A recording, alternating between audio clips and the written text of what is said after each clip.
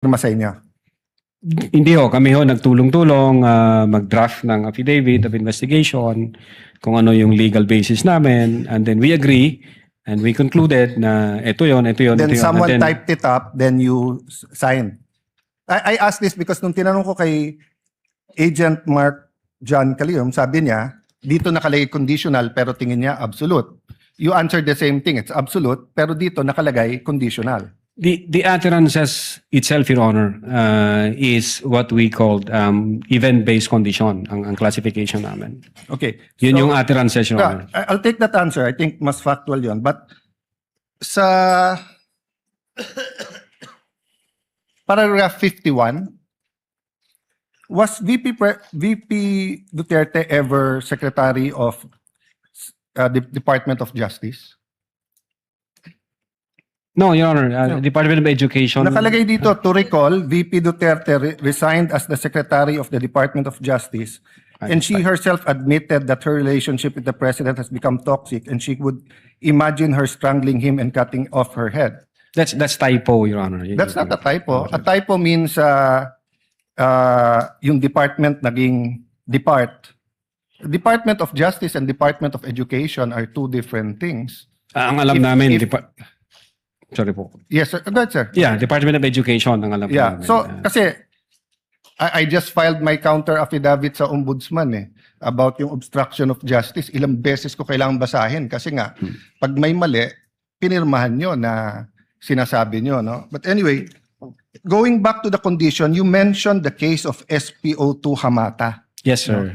But isn't it true that the lis mota of that case was really res judicata and double jeopardy?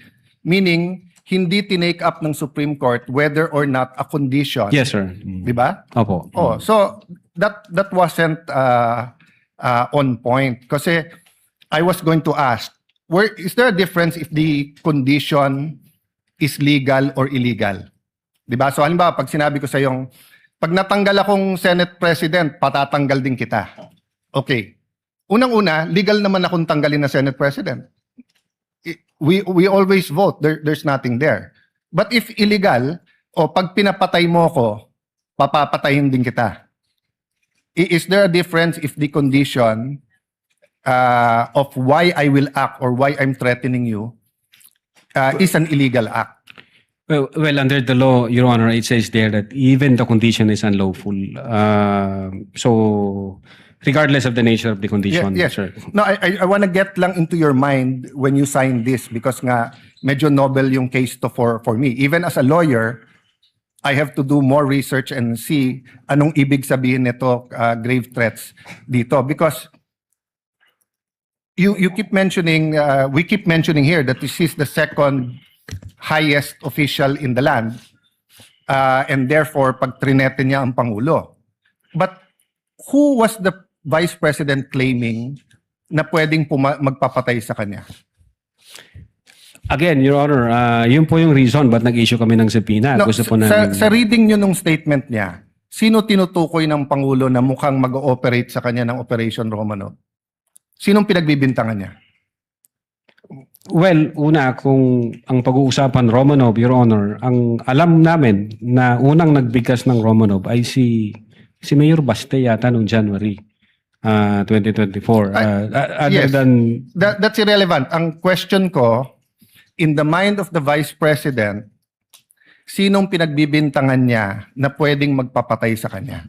You said you investigated So mahaba na testimony niyo ni Agent John Mark. So of course, kasama sa investigation niyo, sino sa mind ni Vice President magpapapatay sa kanya?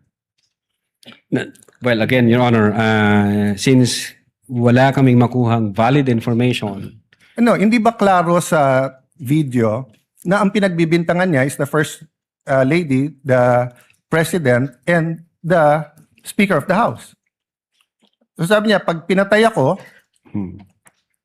patayin mo silang tatlo. So ang pinagbibintangan niya na magpapapatay sa kanya, yung tatlo.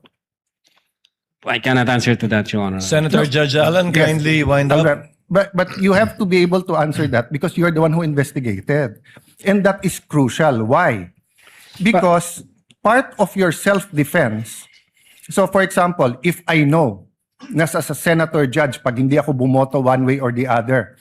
Papapatayin ako ng whatever, chief PNP or papapatay ako ng whoever. So pag sinabi kong pag ako pinatay, si ganito nagpapatay sa akin.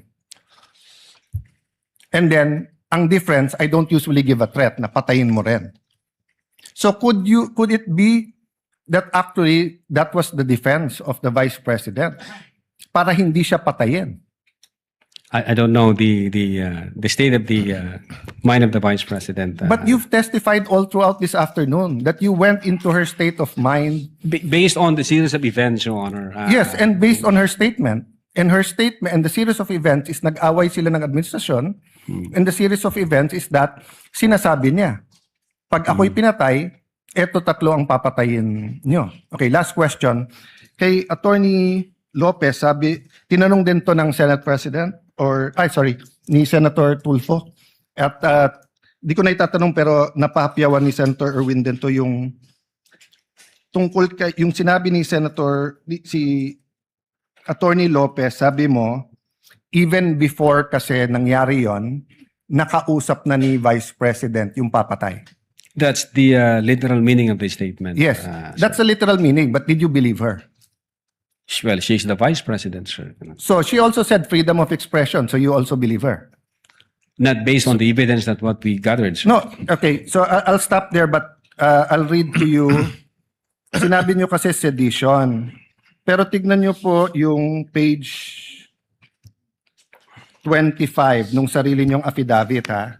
Si Princess Maui, ang sinabi niya, ano po ba ang pwede niyong maging remedy para matapos na ito, lalo't nagsisigaw na po ang taong bayan na mag-people power na. So actually, I would consider ang nag-uudyok si Princess Maui. Of course, we can discuss people power, pero tignan niyo po ang sagot niya after yung sa pagpatay. Ang laban ay wala dyan sa EDSA, ma'am. Wala dyan sa mga highway. Ang laban, ma'am, nandun sa loob ng palasyo. Yan ang problema.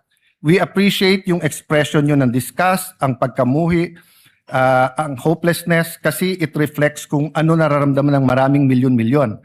Alam ko yan, ma'am. Kahit saan ako pumunta, ang sasabihin, binoto namin dahil sinabi mo, iboto namin. So if I look at that statement, parang baliktad. Parang sinasabi niyang huwag kayo mag-people power. Hindi, actually, kung babasahin po natin yung buo, may sinabi siya doon na natutuwa siya sa ginagawa nila. Sa ginagawa nila na active nagrarally. Pero sa people power, ito yung exact. But I won't argue with you. I'm just trying to get into your frame of mind. Yes, Your When Honor. do you believe her and when do you not believe her? And what did you actually investigate? We based everything on the evidence that we've gathered. Thank you, sir. Presiding Officer. Thank you, Mr. Witness. Opo. Thank you, Senator Judge Alan Cayetano. Senator Judge Marcos, thereafter, Senator Judge Aquino. Senator Marcos, you may proceed, ma'am, when you're ready. Thank you very much, Presiding Officer.